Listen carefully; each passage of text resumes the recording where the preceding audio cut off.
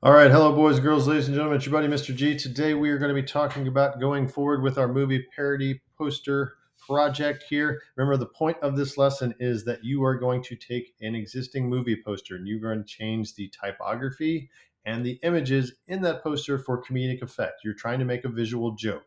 So that's what we're going to talk about today. Today, I'm going to quickly give you a quick tutorial on two things. One, on how do I match my type. I'm looking at the Wall-E poster here from Disney's Pixar. And two, how do I remove the type and other objects? So if I want to replace Wally with a different image here and I want to change the word Wally to something else, how do I do that, right? So let's say my idea is I'm going to take the Wally poster here and I'm going to change this to walleye. That's my joke here. So I'm going to go and get a picture of a walleye here that I'm going to pull out. I'm going to put that in there. And that's the native fish to Ohio here where we're at, that lives in Lake Erie. Maybe we'll put that in there. Maybe I'll change the tagline up here to something about Lake Erie. Okay, so I've got my poster. Remember, I'm on IMDb here. Remember, you want to go and search for your movie. Then you're going to go and check those images, and you want to go and select poster and make sure you've got your poster. Make sure you select it. Now, these are going to download as a web page complete. So when you go pull those out, remember, we're going to change those to category, and we're going to pull that. We talked about that last week. All right, so let's say I've already got this, and I do, and I've already got to put this in Photoshop here. Okay, so let me just zoom out here. So I already put a piece of type in here, right? So first of all, let's just talk about matching this type. So I'm going to change this from Wall-E to Walleye. I probably need to either shift it all over so I can put I, because that's not going to fit. So I need to move this, or I need to remove it and redo it, right? So first I got to match it, right? So I just grab my typography tool here, and I type the word wall. So I know I want to change it, but I'm going to type the exact same thing and I'm going to try to visually match this. Okay, so I'm going to come in here. So one way that I can do this, again, I just kind of pulled this and stretched it up here. Obviously, it's a little wider here. I can also just kind of go on here and I can use this tools over here in my properties. I also have my typography tool. Or maybe it's not over there. Maybe it's just right here. Oh, it's probably character and paragraph, isn't it? Window, is it paragraph? Paragraph. There we go, character and paragraph, right? So those are a pop-out window too, but it's also here in your properties panel, just above your layers as well. But I have different metrics, like so. There, I've got my font. So if I need to spread those out, I can spread them out. So I go 200. 200 is not enough. And I'm just spreading out my words here. Let's try 450 and see if that's good. That's looking a little bit better. About 400. It looks like a good starting place there, and I'll line them up with it. Okay. Now, if I want to try and match this font, if I want to try and match the font that I have here that I'm making, I can do one of two things. One, I can just select it. I can get my type tool here. I got my type tool, and I can just go up here and I can visually look. And you see, as I hover over all of these, they will go and change to them. So I can visually try to match it. I can just look for chunky ones as I see them and try to get ones that look the same. So that's one way I can do it, okay? And I have a lot of fonts in here, right? So that's one way I can do it. I can visually try to match it. Alternatively, and this other way is what I usually do, is I will go back over here to Google Chrome. Come on. And I'll just do a search. I'll say Wall-E font, okay? Wall-E font. First thing that comes up when I do a Google search for the font for Wall-E is the bold extended typeface seen on Wall-E's front page is Gunship. So probably somebody else has looked at it. So Gunship is the name of that font. Usually I can get it, okay? Now, the place that we want to look for fonts that we can get them for free, there's lots of paid sites out there. Don't want to pay anything if we don't have to. Defont.com is a free place to get fonts. It is linked in the notes for this assignment. Let's go ahead and get this. So Gunship font, right? So I can click on there. I see Gunfit. I can actually type in let's see, caps lock, WALL. And that's E, and it'll give me an actual thing. Does that look the same? I can look back at my movie poster. That appears to be the guy that I want there, right? So there we go. And they've got a whole bunch of different variables on that there. Okay. So if I want to get this font, I'm going to install it. I'm going to hit download. It's going to download this font. I have an actual folder I put these. You can put in that same movie folder there, but I have a folder just for fonts. So I'm going to go ahead and put Gunship in there. I'll go ahead and save that.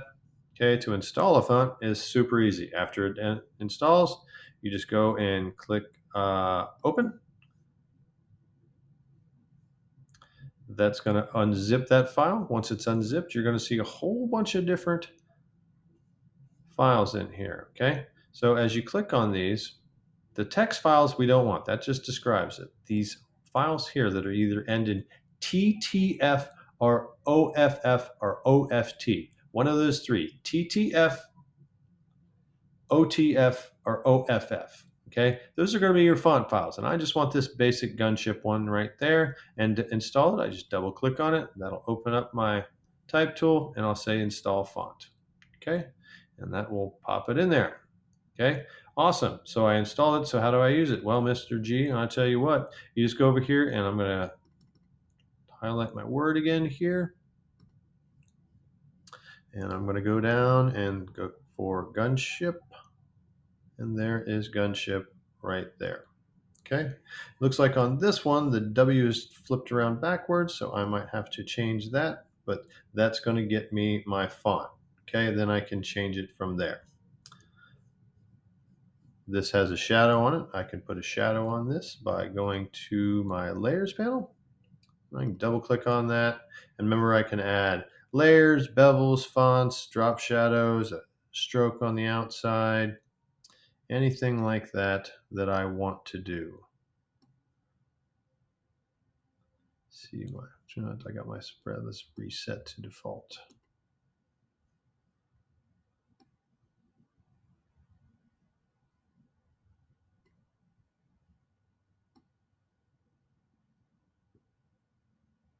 I can play with that a little bit there, get my distance up just a little bit.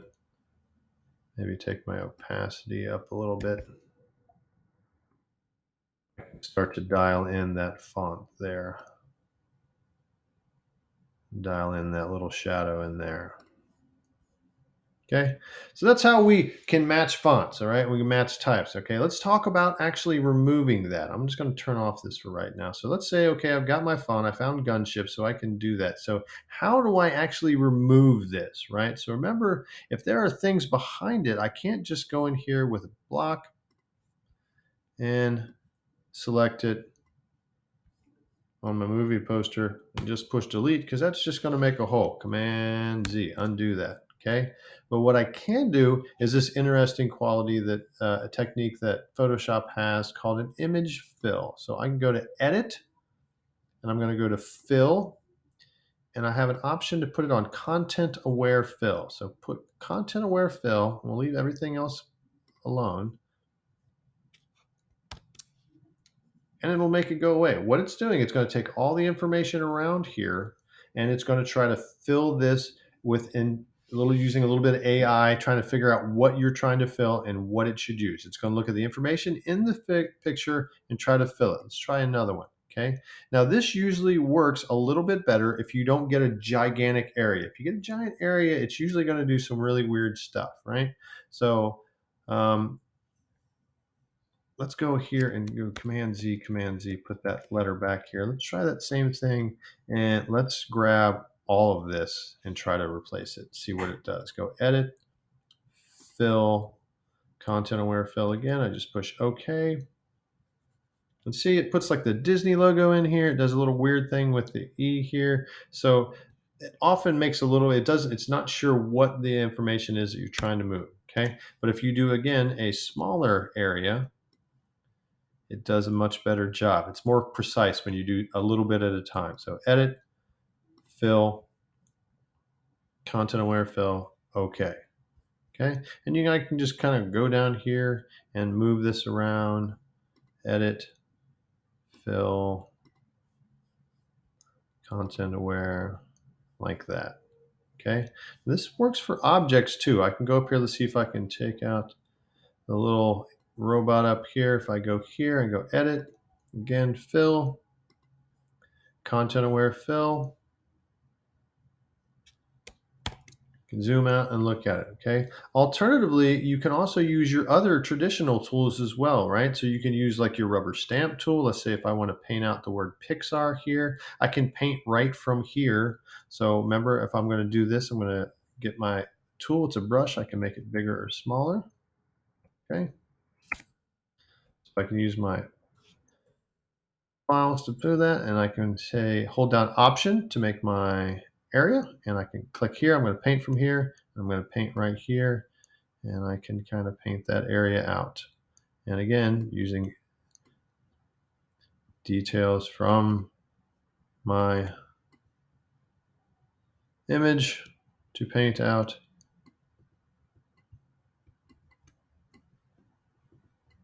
like that. I can also use my smudge tool, smudge, kind of surround, and different ways that I can use to kind of blur things out.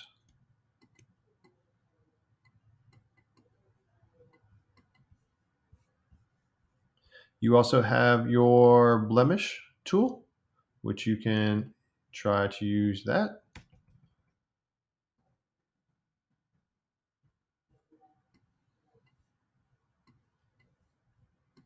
So several tools that you can use to try and make things go away. Okay. Start with content aware though. That's a good way to start, right? So content aware, again, let's try to make Wally disappear here. See if we can make him disappear. I'm going to just do an object selection here and go over top of Wally. Got a pretty good picture of Wally here. Let's see if I can make Wally disappear, and I'll go to fill, content aware. Okay. Command D, kind of look out. Does a pretty good job getting rid of the wall. I've got a little bit of a ghost image here, and I'm just going to get my smudge tool, and maybe I'll just kind of smudge this around a little bit like that. And for all intents and purposes, Wally is pretty much gone there. A little bit of area here, Command Z. So let me use the rubber stamp tool here, and let's just kind of paint from here. Just kind of hit those areas a little bit there to get rid of that line. When I zoom out, Wally is gone. All right, so there are some tools and some tricks for you to get started on your movie poster, right? So we've got the typography tool. First, try to match your typography tool by just visually looking at it. If you can recognize the font, you can change your fonts easily with just your fonts built into Photoshop. You can also do a Google search and search for what is the font for Alien, what is the font for Batman the Dark Knight, and a lot of times font. Remember, if you do that and you want to download a font, you want to get it from dafont.com, DAFONT.com, and download, install the TTF or OFF file. And finally, to get rid of images and things in your, try the edit and fill, content aware fill. Make sure that you choose content aware. You got to start with a selection. And you can also use your smudge tools, your blemish tool, and your rubber stamp tool. Remember to set the option for the for your source data to paint with the rubber stamp tool. Okay. All right. Do good work. Get to work, and I will talk to you soon.